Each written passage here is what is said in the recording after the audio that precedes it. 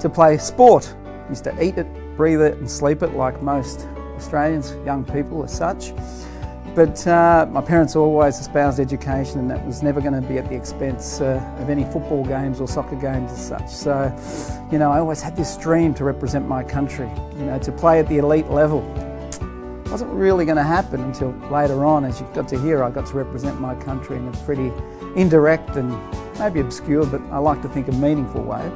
But it did happen. So, you know, as a student, I was pretty good, but had my eye on the footy and had my eye playing sport, so what to do. But I ended up, before you know it, doing a science degree at the University of Melbourne.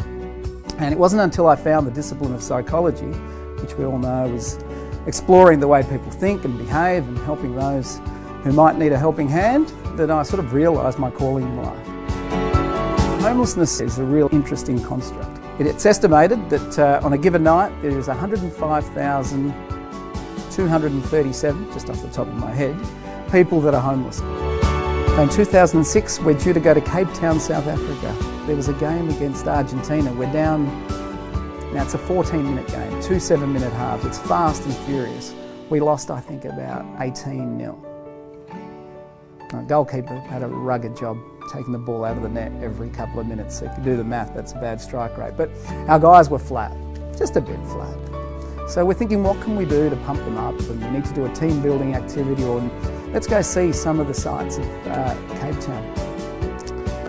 Well, some sites, but a difficult site. We went and saw some of the poor townships of Cape Town.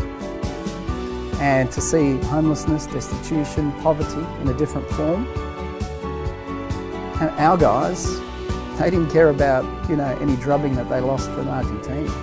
This was reality, that people are far worse off than them. What a dose of perspective. So we talked about sense of purpose, sense of belonging and support. And the other thing I talk about is opportunities. Now, opportunities do not get given and aren't distributed evenly in the world. That's just how it is. But everybody does get opportunities, and they come in different forms. And it's about individuals being able to identify them, being able to grasp them, being able to take them with both hands. And irrespective of what's happened in their lives, how lucky or unlucky they are, they will have opportunities about how they're going to grasp them. But in 2008, the event was held in Melbourne. I met a young lady who I ended up marrying. She was a volunteer at the event.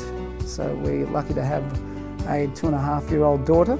And so I leave you with this thought that it really is